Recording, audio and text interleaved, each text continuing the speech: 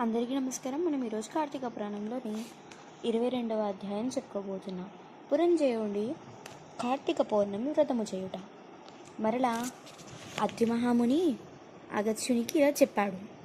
పురంజయుడు వశిష్ఠుల వారు చెప్పిన ప్రకారం కార్తీక పౌర్ణమి రోజున శుచి అయి దేవాలయమునకు వెళ్ళి శ్రీమన్నారాయణుని షోడశోపచారములతో పూజించి శ్రీహరిని గానము చేసి సాష్టాంగ నమస్కారము చేసి సూర్యోదయానికి ముందుగానే నదికి పోయి స్నానమాచరించి తన గృహమునకు ఎరిగెను. అట్టి సమయంలో విష్ణుభక్తుడగు ఒక వృద్ధ బ్రాహ్మణుడు మెడ నిండా తులసిమాలలు ధరించి పురంజయుని సమీపించి, రాజా, విచారింపకము, నీవు వెంటనే చెల్లా చెదురయ్యున్న నీ సన్యాసమును కూడా తీసుకొని యుద్ధ సన్నాదుడై శత్రురాజులతో పోరి సల్పుము, నీ రాజ్యము నీకు దక్కును అని దీవించి అదృశ్యమయ్యాను. ఇతడెవరో మహానుభావుల్లాగే ఉన్నాడే అని ఆ వృద్ధుని మాటలు నమ్మి యుద్ధ సన్నద్ధుడై శత్రురాజులతో ఘోరముగా పోరాడెను. దెబ్బతిని క్రోధముతో నన్ను పరంజయుని సైన్యము దాటికి శత్రురాజులు సైన్యములు నిలవలేకపోయినవి. అదియేగాక శ్రీమన్నారాయణుడు పురంజయుని విజయానికి అన్ని విధములా సహాయపడెను. అంతయు శ్రీమన్నారాయణుని మహిమే గదా. ఆ యుద్ధంలో కాంబోజాది భూపాలురు ఓడిపోయి పురంజయ రక్షింపుము రక్షింపు మని కేకలు వేయుచు పారిపోయారు. పురంజయుడు విజయము పొంది తన రాజ్యముకు తిరిగి సంపాదించుకున్నాడు. శ్రీమన్నారాయణుని కటాక్షమునకు పాత్రులైన వారికి శత్రుభయము కలుగుతుందా? విషం త్రాగినను అమృతమే అగును. ప్రహ్లాదునకు తండ్రి విషాన్ని ఇవ్వగా శ్రీహరి అని ప్రార్థించి త్రాగక అది అమృతమైంది కదా. శ్రీహరి కటాక్షము వలన సూర్యచంద్రులు ఉన్నంత వరకు ధ్రువుడు చిరంజీవియే కదా. హరినామస్మరణ చేసిన వారికి శత్రువు కూడా మిత్రుడవుతాడు. అధర్మము ధర్మముగా మారెను. దైవానుగ్రహము లేని వారికి ధర్మమే అధర్మమవుతుంది.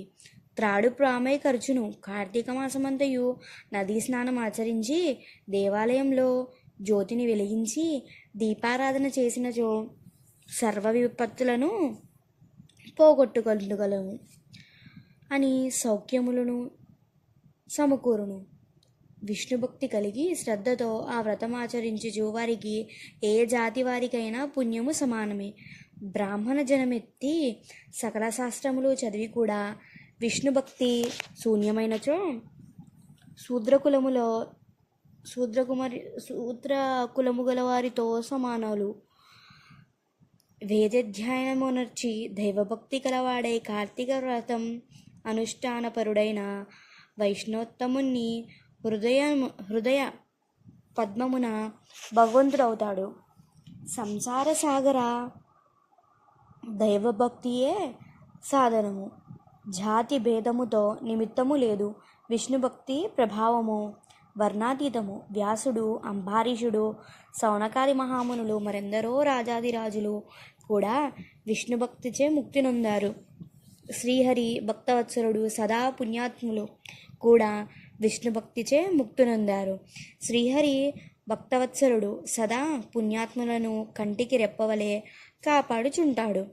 ఎవరికైనా శక్తి లేని ఎడల వారు తమ ద్రవ్యమును వెచ్చించి అయినను మరి ఒకరి చేత దాన ధర్మములు వ్రతములు చేయించవచ్చును. శ్రీహరి భక్తులు అన్యోన్య సంబంధికులు. అందువలన లోకపోషకుడు భక్త రక్షకుడైన ఆదినారాయణుడు తన భక్తులకు సదా సంపదలొసగి కాపాడుచుంటాడు. శ్రీమన్నారాయణుడు సర్వాంతర్యామి, 1000 సూర్యభగవానుల తేజస్సు గలవాడు, నిరాకారుడు, నిర్వికల్పుడు, నిత్యానందుడు, నిరాజాక్షుడు, 14 లోకములను తన కుక్షియందు ఆడుకొని కాపాడుచున్న ఆదినారాయణుడు. అటువంటి శ్రీ మహావిష్ణువు అతి ప్రీతివంతమైన కార్తీక మాస వ్రతమును భక్తి శ్రద్ధలతో ఎవరు చేయుదురో వారి ఇంట శ్రీ మహావిష్ణువు లక్ష్మీ సమేతుడై వెలుస్తాడు. ఆ ఇల్లు సిరి సంపదలతో కలకల్లాడుతుంది. కార్తీక మాసములో శుచి అయి పురాణ పఠనమును చేసినచో పితృదేవులు సంతోషిస్తారు.